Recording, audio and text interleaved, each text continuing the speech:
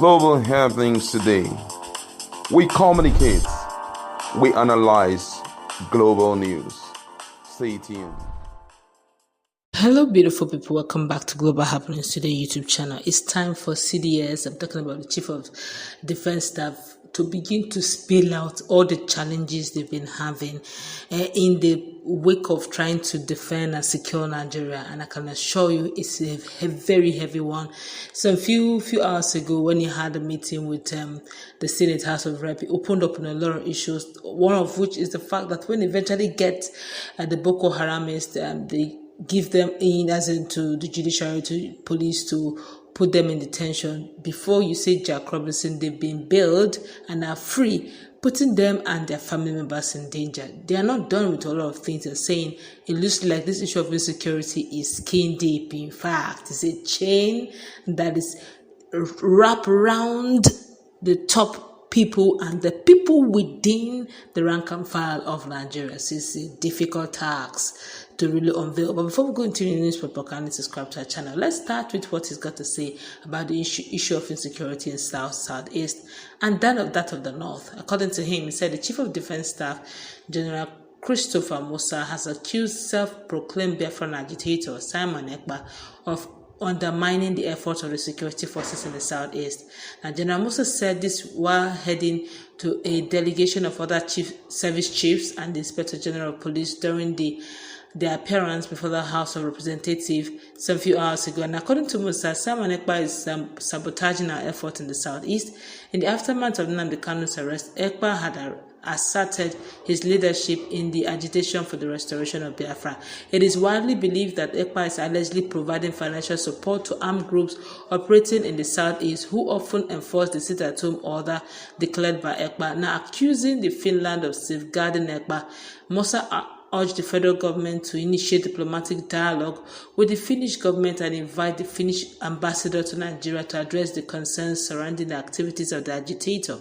Now, Musa acknowledged the efforts of the military and other security agencies in maintaining peace in the Southeast, but he expressed concerns that Ekpa's comments and actions were undermining these efforts. Of course, in another news, very quickly, still on the same matter, the Chief of Defense Staff, General Christopher Musa, has General Christopher Musa has disclosed that the prison warders also help Boko Haram members move money around. Now, Musa said the prison warders also help Boko Haram members carry out some of their criminal activities. He disclosed this during the sectoral debate with service chiefs organized by the House of Representatives in Abuja. Musa said during the debriefing, some Boko Haram members in the Northeast confessed to how from the prisons they could plan operations and pass funds to the field through the help of some prison wardens. Now he said, and I quote, "They passed funds across and we asked how. They told us that they used some of the warders. We are not saying all of them are bad, but they use some of the warders' accounts to transfer money, and the deal is anybody whose account it is transferred shares it 50-50. Those are the challenges." Now the army chief also lamented that the high dollar rate had hampered the purchase of relevant equipment needed to fight insecurity. According to Musa, all the items procured are bought with foreign currencies. He added, and I quote him, "We don't produce what we need in Nigeria, and if you do not produce what you need, that means you are at the beck and call of the people that produce these items. For example, during the last regime, about $1 billion was set aside for defense procurement. Out of that amount, over 600 million naira was for the... Now, out of that amount, over $600 million was for the procurement of aircraft. So the whole money had gone. So many times when people see that funds are being released to the armed forces, they think it is so much, but by the time you convert them to dollars, you do not get much. One precision missile for our drone cost $5,000. So imagine how many we would be able to use and how many we can procure. So these are the challenges we're having. Now, you now see the situation we are in. He's beginning to open up. Now, if wardens, that agreement wardens have with this Boko Haram is a very juicy one. It takes men of integrity and true character. If you now seeing that we have a Nigerian problem now, it's a system character problem. Very soon we're going to have what we call deficiency, scarcity of men of integrity.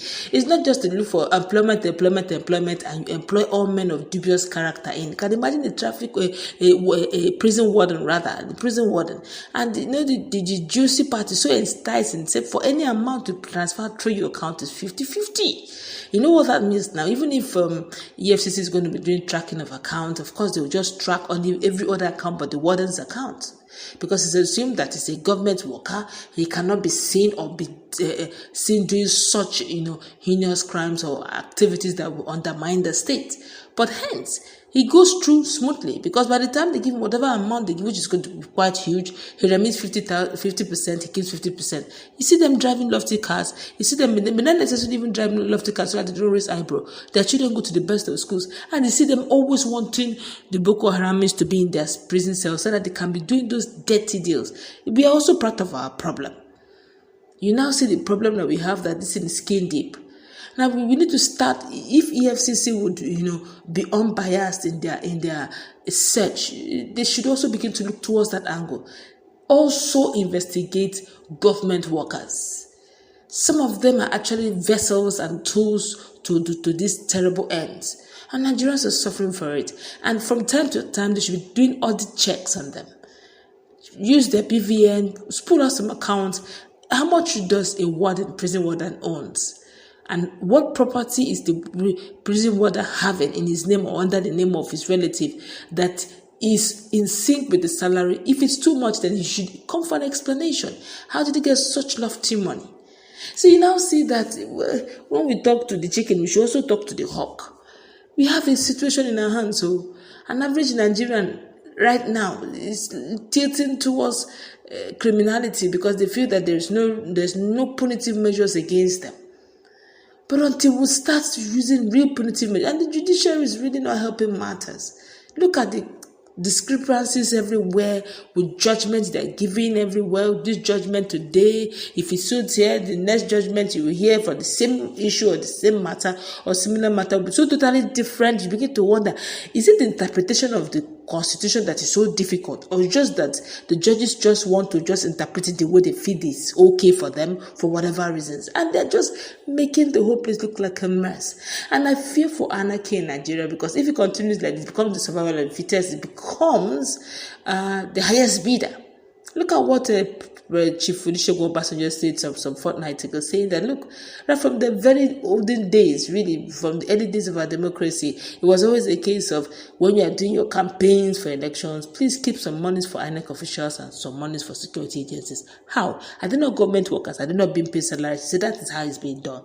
Now it is even worse. It is Ghana must go in bags. That's going to wrap it up. Let's put in our comment section what's your take. I'm not the one that said it, to Chief Olusegun Obasanjo that said it. If you doubt it, check our playlist. Let's interact. What's your take? Have a nice time. God bless you.